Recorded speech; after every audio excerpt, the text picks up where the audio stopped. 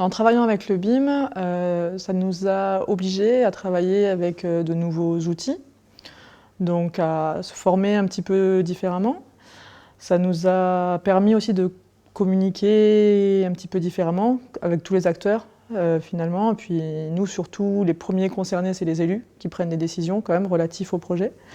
Et ensuite, ça nous a aussi demandé beaucoup d'adaptation, puisqu'on a des nouveaux modes de fonctionnement.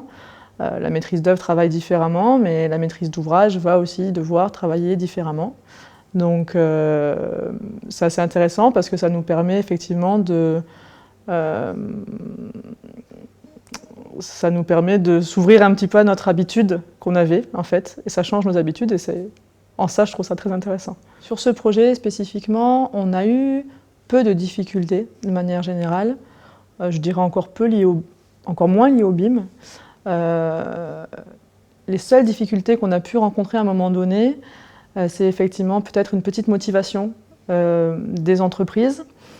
Aujourd'hui, le projet a été livré il y a 1 an et demi maintenant, donc il faut voir aussi, nous, sur le long terme, la difficulté, à mon avis, qui arrive, c'est ce qui va se passer en termes d'entretien et de maintenance et d'exploitation du coup de la maquette numérique qu'on a eue.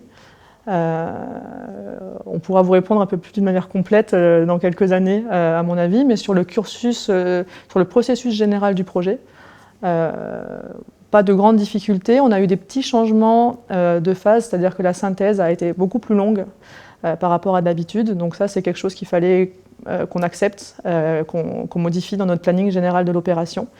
Mais en tout cas, ça a permis derrière, je pense, un travail intéressant, et ce qui a fait que sur le chantier, on a un chantier qui s'est passé de manière très douce. Enfin, c'était un chantier qui s'est passé sans heurts.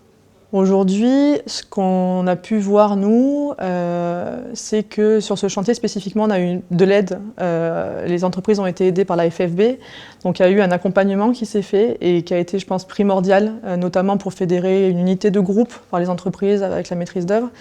Et donc je pense que ça, c'est quelque chose qui est vraiment très intéressant et qui a perpétué. Et du coup, l'accompagnement et cette formation-là, elle se fait sur tous les acteurs du projet, notamment pour nous en maîtrise d'ouvrage, que ce soit sur les chefs de projet qui sont ingénieurs ou architectes, qui ont une formation, les nouveaux qui sortent, ils ont une formation sur le BIM, mais ceux qui sont déjà en place, il faut les former. Et il faut former aussi tous ceux qui vont venir intervenir sur le bâtiment, parce que c'est fait pour eux à la fin.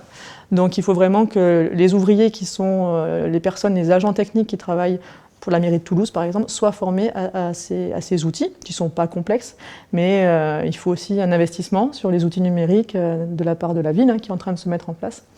Donc, pour améliorer, parce que c'est des choses qui marchent, aujourd'hui, c'est vraiment la formation de tous les acteurs qu'il faut pointer du doigt, quoi.